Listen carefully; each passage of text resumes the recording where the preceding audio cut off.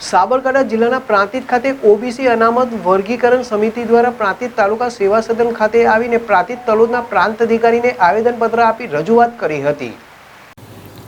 ગુજરાતમાં કુલ 147 સમુદાયો ઓબીસી શ્રેણીમાં સમાવિષ્ટ છે, પરંતુ માત્ર 20 જેવા સામાજિક, શૈક્ષણિક અને આર્થિક રીતે સમૃદ્ધ સમાજો જ તેનો લાભ લે છે।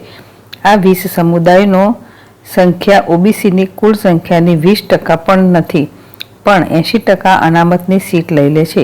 બીજી તરફ ઠાકોર, કોરી, દેવીપૂજક, રાવર, ગોસ્વામી, વણજારા, ધોબી, ન્યાયી, મોચી જેવા 100થી વધુ ઓબીસીમાં આવતા વિકાસથી વંચિત સમુદાયો કોઈ સકારાત્મક લાભ મેળવી શકતા નથી।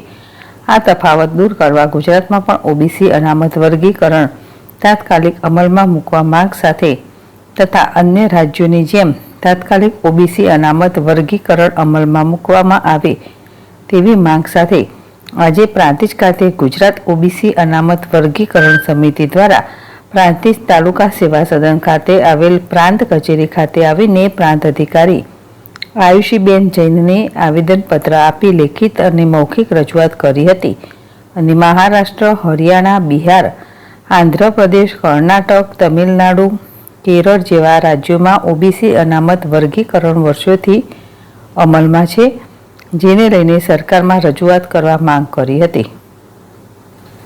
જીરાવળ જેડેશટીવી પ્રાંતિજ અમારું છે એટલે ઓબીસીના વર્ગીકરણ માટેની માંગણી લઈને અમે પ્રાંત સાહેબના જોડે આવ્યા હતા।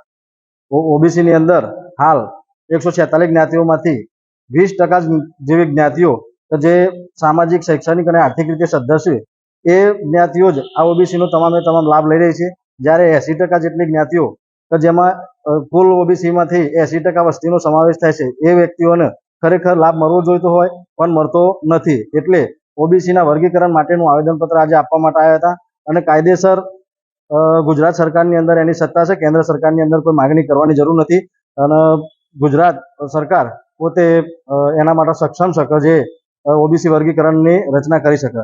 માત્ર ને માત્ર એક સમિતિની રચના કરી અને એક નાનકડો સર્વે કરી અને ઓબીસી વર્ગીકરણ કરી શકાય છે। ભારતની અંદર 12 રાજ્યોની અંદર ઓબીસી વર્ગીકરણ ચાલુ છે હાલ। એમાં બિહારની અંદર તો 50 વર્ષથી ઓબીસી વર્ગીકરણ અમલમાં છે અને ખૂબ સારી રીતે ચાલી રહ્યું છે। એટલે અમારી એક જ માગણી છે કે ગુજરાતની અંદર પણ ઓબીસી વર્ગીકરણ થાય અને 80% જેટલી જ્ઞાતિઓ જે આર્થિક, સામાજિક અને શૈક્ષણિક રીતે પછાત છે એ વ્યક્તિઓને અને એ સમાજોને ખરેખર ઓબીસીનો લાભ મળે અને એ પણ ભવિષ્યની અંદર સમૃદ્ધ બને એટલા માટેની અમે રજૂઆત છે અને અમારી માગણી સરકાર સુધી પહોંચાડવા માટે આવેદનપત્ર આપવા આવે છે।